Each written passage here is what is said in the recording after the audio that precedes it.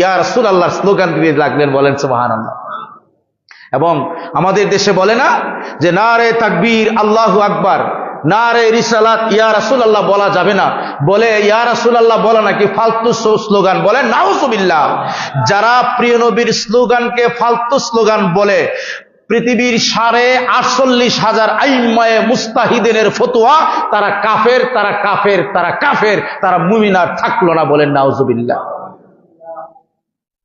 কথা বুঝতে পেরেছেন? নারায়ে রিসালাতের স্লোগানকে ফালতু স্লোগান বলার সঙ্গে সঙ্গে সে কাফের হয়ে যায়, কারণ তুমি নবীর স্লোগানকে ফালতু বলেছো। বলেন না নাউজুবিল্লাহ। তুমি ফালতু, তোমার 14 গোষ্ঠী ফালতু, ঠিক না বেঠিক? নবীর স্লোগান বলে ফালতু হয় বেয়াদবের বাচ্চা। হ্যাঁ, তারা ওয়াজের মিউজিক গিয়ে কি সুন্দর করে লিল্লাহে তাকবীর, নাউজুবিল্লাহ মিন জালিক। লিল্লাহে আবার তাকবীর হয় কেমনে বেটা? আল্লাহর জন্য তাকবীর, এটা তো আল্লাহ, ঠিকই আছে আল্লাহ বড়, না কইলো আল্লাহ বড়, ঠিক না বেটি?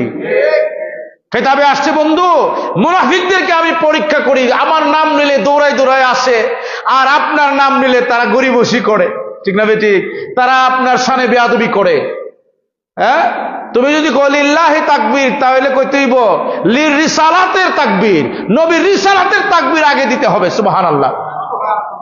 তুমি সহ তোমার 14 গোষ্ঠীর বড় ইমাম আল্লামা ইমাম মুল্লা আলী কারি রহমাতুল্লাহ আলাইহি শরহে মিআতের কিতাবের মাঝে তিনি লিখেছেন যে প্রিয় নবীর নাম মুবারক যদি কোনো ব্যক্তি বলে মুহাম্মাদুর রাসূলুল্লাহ সাল্লাল্লাহু আলাইহি ওয়াসাল্লাম, যদি কোনো ব্যক্তি বলে লা ইলাহা ইল্লাল্লাহ, কিয়ামত পর্যন্ত যদি কেউ লা ইলাহা ইল্লাল্লাহ বলে সে মুমিন না, মুমিন না। আর যদি সে লা ইলাহা ইল্লাল্লাহ না পড়েও যদি বলে মুহাম্মাদুর রাসূলুল্লাহ সাল্লাল্লাহু আলাইহি ওয়াসাল্লাম, সে মুমিনে কামেল হয়ে যায়। বলেন সুবহানাল্লাহ। কারণ মুহাম্মাদুর রাসূলুল্লাহর মাঝে নবীর নাম আছে, রাসূল আছে, আল্লাহ আছে। বলেন সুবহানাল্লাহ। আর লা ইলাহা ইল্লাল্লাহর মাঝে ওয়াহিদ আছে কিন্তু রিসালাত নাই। সুতরাং আল্লাহ বলে আমার নবীর নাম ছাড়া ওই ওয়াহিদকে, ওই লা ইলাহা ইল্লাল্লাহকে আমি গ্রহণ করি। আর তুমি বলো নারায়ে রিসালাত নাকি ফালতু স্লোগান। তুমি ফালতু, তোমার 14 গোষ্ঠী ফালতু, ঠিক না বেটি? আমার নবীকে ফালতু স্লোগান বলবে, আপনারা ছেড়ে দিবেন? বলে আমরা দি কম না, আমরা কম হইলেও ইমাম হুসাইন আলাইহিস সালামের নিশানা হচ্ছে হক থাকবে কম, সুবহানাল্লাহ কইবেন না? আর বাতিল থাকবে বেশি, জাকজমক, রণসাজে সজ্জিত। হ্যাঁ, কিন্তু আমাদের রণসাজে সজ্জিত না, কিন্তু বিশ্বাস করেন প্রিয় নবীর পক্ষের মানুষ, আহলে বায়াতের পক্ষের মানুষ, খোলাফায়ে রাশিদিনের পক্ষের মানুষ, সাহাবা কেরামের পক্ষের মানুষ, আউলিয়া কেরামের পক্ষের মানুষ, তাদের কলবটা ঈমানে পরিপূর্ণ থাকে, তাদের কলবটা নূরে সজ্জিত থাকে। বলেন সুবহানাল্লাহ। তো আমরা কি ঈমানকে নূরে সজ্জিত করতে চাই না বাহ্যিক কলবকে? কি কে করতে চাই? কলবকে, ঈমানকে নূরে সজ্জিত করতে চাই। বলেন সুবহানাল্লাহ। আমি কতদিন ধরে ভাবছিলাম এটা কমু, কিন্তু আমি ভুলে যাই।